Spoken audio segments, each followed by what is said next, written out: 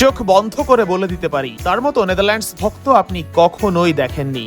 19 জুলাই 2026 ইনশাআল্লাহ Netherlands captain van Dijk বিশ্বকাপ উঁচিয়ে ধরে বিশ্বকে জানিয়ে দিবে নেদারল্যান্ডসই বিশ্বসেরা।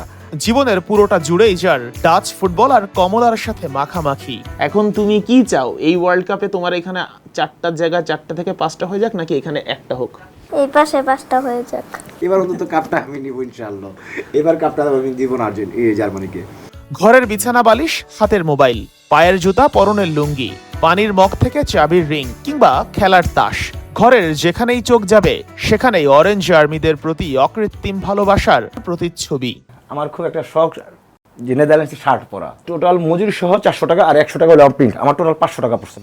নারায়ণগঞ্জের বদরুদ্দোজা লস্কর, যিনি প্রায় 40 বছর ধরেই ডাচ ফুটবলের ডাই হার্ড ফ্যান। 1975 থেকে এখন পর্যন্ত নেদারল্যান্ডস ফুটবল টিমের প্রতিটি ভার্সনের জার্সি আছে তার কাছে। 74 সাল জার্সিটা এক ফ্রান্স প্রবাসী আমার জন্য উপহার হিসেবে এনেছিলেন এটা। তারপরে এটা হলো গিয়া 1989 সাল জার্সি। এটা দেখছেন আপনারা 1993 সালের জার্সি। এটা লাস্ট হলো গিয়া ওয়ার্ল্ড কাপের। এটা হলো গিয়া 2017 সালের। 2010 সালের জার্সি, যে 2010 সালটাকে আমরা আসলে অসম্ভব পরিমাণ ফিল করি, কারণ হলো গিয়া 2010 সালে আমরা স্পেনের কাছে 1-0 করে হেরে ওয়ার্ল্ড কাপ পাই নাই। হয়তো আপনার আমার মতো ব্রাজিল আর্জেন্টিনা ফ্যানদের কাছে মনে হতেই পারে নেদারল্যান্ডস নিয়ে এত মাতামাতির কি আছে, আসলেই কি তাই? যার আবেগ সেই তো বোঝে। আমি নেদারল্যান্ডসের নকআউট পর্বে খেলাগুলো সাধারণত আমি কিন্তু রুমে একদম একা দেখি। আমি আমার ওয়াইফ বাচ্চা কাউকে রাখি না, আমি ক্যাম্পাটা নিতে পারি না। তো নেদারল্যান্ডস ফুটবলটাকে আমি দেখে আসছি ছোটোবেলা থেকেই, যে শেষ সময় নেদারল্যান্ডস ক্যাম্পাটা রাখতে পারে না। মানুষটার মধ্যে যেমন আছে নেদারল্যান্ডস ফুটবলের প্রতি ভালোবাসা, তেমনি সৃষ্টিশীলতা। লোগোটা বানাতে গিয়ে জিনিসটা নষ্ট হয়ে গেছিলো পরে লোকটা যখন ফালাইতে চেয়েছিল, তখন আমার হঠাৎ করে চিন্তা হলো যে অর্ধেক যেহেতু আছে আমি কোলবালিশ হিসেবে ইউজ করতে পারি, কারণ কোলবালিশটা তো আর পুরোটা দেখা যায় না।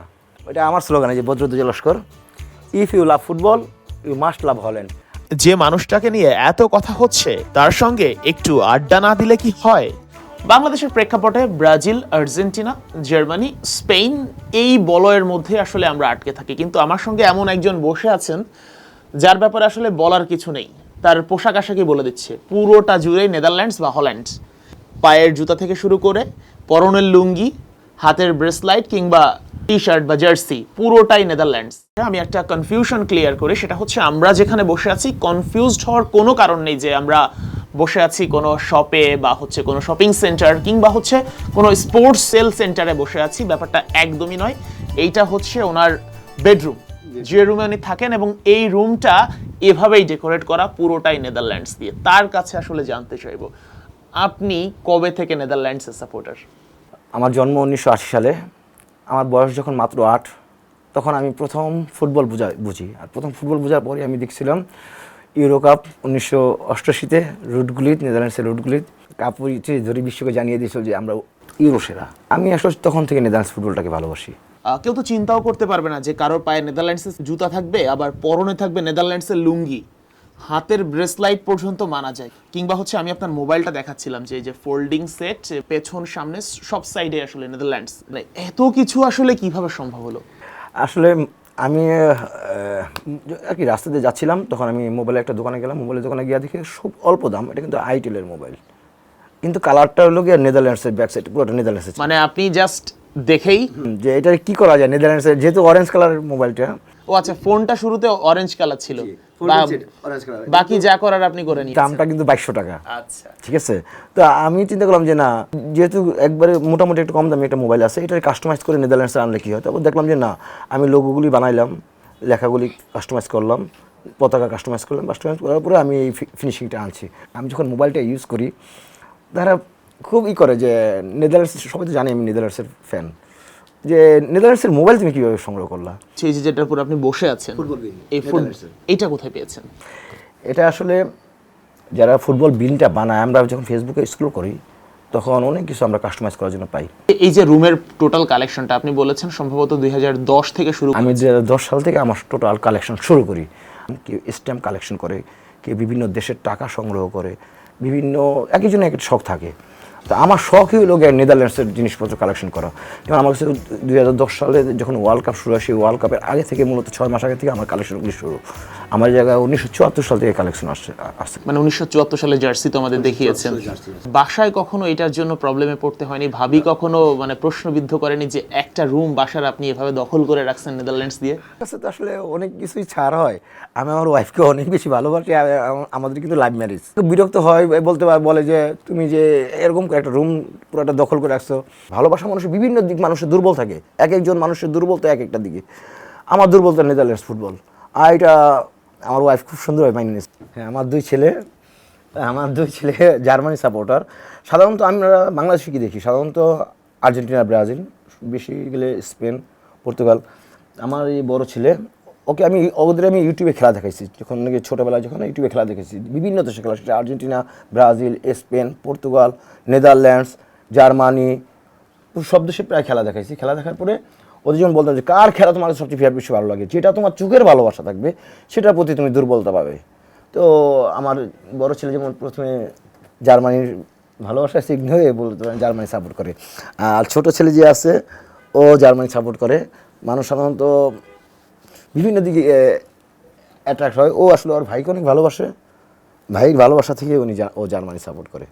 তোমার বুকে দেখছি 4টা স্টার, এই স্টার নিয়ে বাবাকে কখনো কোনো প্রশ্ন করেছো? হ্যাঁ, বলেছিলাম যে আমার তো 4টা আর কি ওয়ার্ল্ড কাপ আছে, তোমাদের তো একটা ওয়ার্ল্ড কাপ নেই। একটাও নেই। তোমার এখানে তো 4টা স্টার, বাবার এখানে তো একটাও নাই। এইটা নিয়ে কখনো বাবার সাথে গ্যাঞ্জাম হয়েছে বা কথা কাটাকাটি হয়েছে? আমি কি বলো বাবাকে? বাবাকে বলি আমার তো 4টা স্টার, 4টা কাপ আছে, তোমার তো একটাও নেই। এখন তুমি কি চাও, এই ওয়ার্ল্ড কাপে তোমার এখানে 4টার জায়গায় 4টা থেকে 5টা হয়ে যাক, নাকি এখানে একটা হোক? এই পাশে 5টা হয়ে যাক। এই পাশে 5টা হয়ে যাবে। তুমি কি চাও?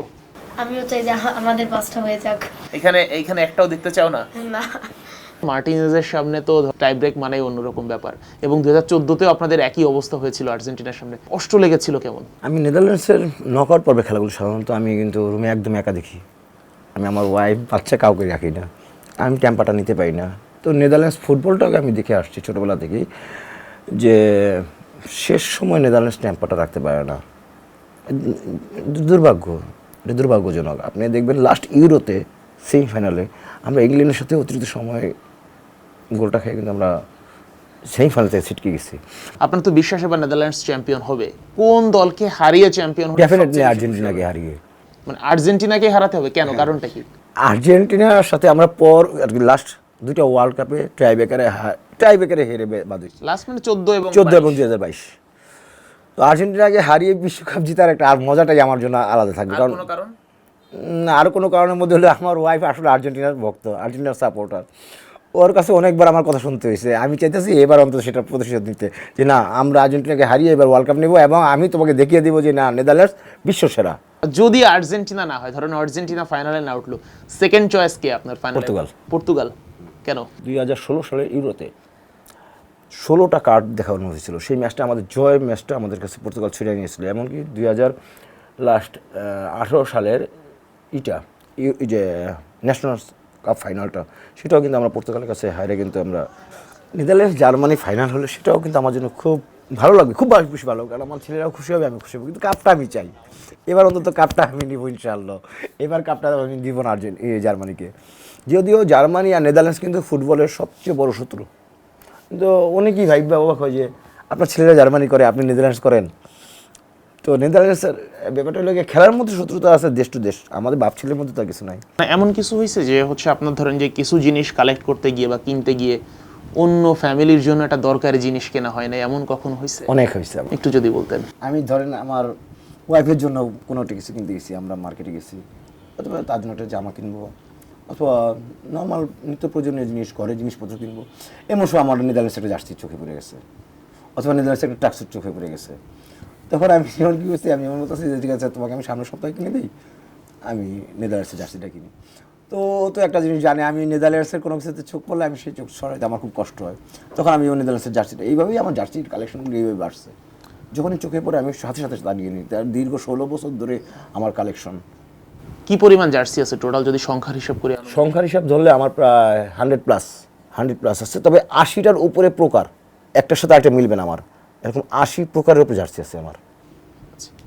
এবং নেদারল্যান্ডসে কি আপনার কখনো যাওয়া হয়েছে বা যাওয়ার ইচ্ছা আছে কিনা? যাওয়ার ইচ্ছা আছে বলতে হলো গিয়ে, আমি নেদারল্যান্ডসের একটা খেলা অন্তত আমি মাঠে দেখতে চাই।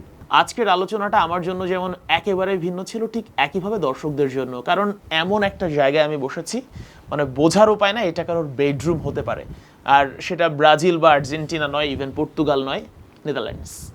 তো এমন একজন পাগলা ভক্ত যদি বলি এই ভাষায়, সহজ বাংলায়, তো সেটা বলাই যায় তাকে। এবং তার জন্য শুভকামনা থাকবে যে অন্তত 2026 সালে নেদারল্যান্ডস যদি বিশ্বকাপ জেতে, আমার মনে হয় যে নেদারল্যান্ডসের যে কোনো নাগরিকের চেয়েও তিনি হয়তো বেশি খুশি হবেন। ইনশাআল্লাহ আমি খুবই আনন্দিত হব। এবং সেই প্রত্যাশা থাকবে নেদারল্যান্ডস ভালো করুক ওয়ার্ল্ড কাপে। আর জয় পরাজয় বা চ্যাম্পিয়ন হওয়ার ব্যাপারটা তো সম্পূর্ণই ভাগ্য এবং সকল পরিস্থিতির উপর নির্ভর করে। তো আজকে বিদায় নিচ্ছি। শেখ আশিক, 71, ঢাকা।